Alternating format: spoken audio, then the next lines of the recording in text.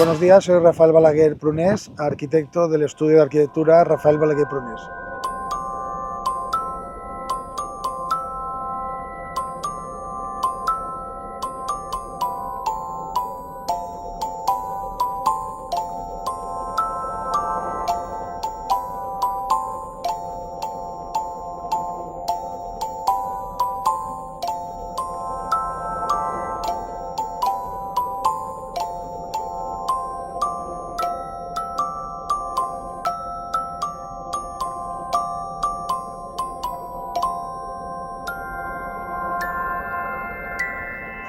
Bueno, es complicado destacar un solo proyecto, pero realmente uno más reciente que hemos hecho es el del Hotel El Vicens en Pollença, donde ha sido un proyecto que no solo por el tamaño, sino por el emplazamiento, por la situación, también ha sido un proyecto que ha sido hecho en pandemia y yo creo que el grupo multidisciplinar que se ha formado en este proyecto ha sido realmente destacable, tanto en la parte de la parte de decoración, de los arquitectos, de aparejadores, y realmente cuando se forma un grupo interesante, con un proyecto realmente interesante, el producto suele siempre salir de la mejor manera. Bueno, seguramente hay muchas. Probablemente en una de las obras que me habéis comentado, yo hice una obra en Sonvida, es un chalet de lujo que evidentemente tienes que tener esas cuestiones muchas veces que salen de la normalidad y recuerdo una anécdota que hicimos el proyecto, hicimos la rampa de acceso al aparcamiento, era con un adoquín muy bonito que encontramos y tal, y una vez el cliente, que era alemán, vino a la obra y vino con su deportivo, donde tenía un morro el coche alargadísimo y estaba a 2 centímetros del suelo.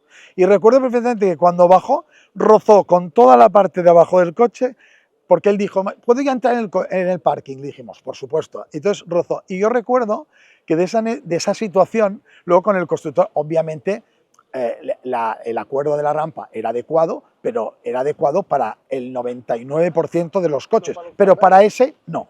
Y la verdad es que luego la hicimos más suave, la modificamos y ya está. Pero realmente te das cuenta que a veces en los proyectos tienes que conocer al cliente, que es muy importante para poder hacer un proyecto a la medida, pero tienes que conocer también sus coches, para que realmente no se te puede poner un problema de que realmente estas cuestiones que al final, lógicamente, se pueden evitar. Bueno, a ver, esta pregunta es interesante porque creo que nunca hay que descartar conocer a personas que han sido relevantes en el mundo de la arquitectura. Yo, por ejemplo, si nos centramos en el mundo clásico, yo creo que tomarse un café con Le Corbusier creo que es una cosa que nadie podía descartar porque es probablemente uno de los padres de la arquitectura moderna. Y realmente, bueno, yo le preguntaría que realmente cómo a veces uno puede llegar a ser tan visionario en una época, digamos, donde en ese momento no se estilaba eso. Y realmente hoy en día hacer cosas que todo el mundo hace parece más fácil, pero hacer las cosas cuando aún nadie las hace es realmente lo que veo complicado. Y si, perdonáis, si nos centramos en un mundo más actual, seguramente llamaría a mi amigo Joan Batlle para hacer un café y preguntarle cómo está. Mira, yo recientemente he hecho un viaje con mi mujer al norte de Europa, Noruega, Finlandia, que fuimos allí, y realmente a mí, por ejemplo, la ópera de Oslo me causó un gran impacto. Además, tuve la suerte de verlo en verano y en invierno, que realmente, aunque el edificio obviamente es el mismo, tiene otro color, otra significación. Luego también, yéndose hacia Helsinki, que recientemente se ha terminado la biblioteca Odi, también me causó una gran impresión. Y ya, digamos, en la parte también de Noruega, la iglesia, digamos, de Tromsø, o Catedral de Tromsø, la encontré una obra siendo del año 65 realmente muy espectacular. Esto por nombrar algunas. Pero es verdad que luego ya, volviendo a Le Corbusier, que hemos hablado antes, realmente la capilla de Notre Dame fue una cosa que hicimos un viaje con unos amigos que estudiamos arquitectura, como obra significativa, realmente relevante, que tú has estudiado durante la carrera, el poderla ver in situ, eso realmente impresiona. Mira, precisamente lo que te he comentado, tanto la capilla como la iglesia de Tromsø, como probablemente otras, la que yo no he abordado es probablemente la parte, digamos, bueno, más espiritual o de iglesia precisamente, que creo que en realidad es un tipo de tipología que da mucho juego, porque realmente son espacios grandes donde tienes que captar la luz, y digamos, es una tipología que probablemente aún me quede pendiente por hacer. A ver, esto yo soy consciente, por ejemplo, yo entré en el estudio, en el estudio de mi padre, y yo soy absolutamente consciente de que en una sola generación, digamos, la valoración del arquitecto realmente no ha ido precisamente a mejor, sino estamos yendo para abajo. Y esto es una cosa complicada. Yo soy consciente que aún hay un cierto estatus en la figura del arquitecto, pero es verdad que yo le pondría un 5, en el sentido de que estamos en una situación de aprobado, pero no estamos en una situación como antes, donde el arquitecto hablaba y nadie discutía nada. Pero realmente, como te he explicado en el proyecto del Vicens, creo firmemente en que las situaciones donde uno opina y los otros callan tampoco es la adecuada. Me refiero que el poder escuchar a otras personas, el poder hacer que un proyecto se haga mejor por el hecho de la suma de varios elementos, yo creo que esto es una cosa que es muy valorable. Pero es verdad que por esta misma regla de 3, lo que nos pasa es que hoy en día en una obra cualquiera opina todo el mundo. Y entonces el saber buscar esas opiniones donde todas sumen tampoco es fácil. Bueno, esta es una pregunta que me ha hecho gracia porque yo no lo recordaba. Entonces le pregunté a mi madre que yo qué quería ser de pequeño. Y la verdad es que ella me decía, no, tú siempre quisiste ser arquitecto como tu padre. Y la verdad es que realmente hay veces que uno toma decisiones y probablemente la respuesta está en que como no lo sabía es porque yo ya lo sabía, ¿me explico? O sea, no es que me cambiase mi mentalidad, sino porque probablemente nunca me planteé qué quería hacer, sino que mi inercia ya me llevaba a querer ser arquitecto. Mira, a mí me gustan mucho las novelas de policíacas, ¿vale? La novela negra es una cosa que me encanta. De hecho, mi mujer siempre me dice que tengo que salir un poco de ahí.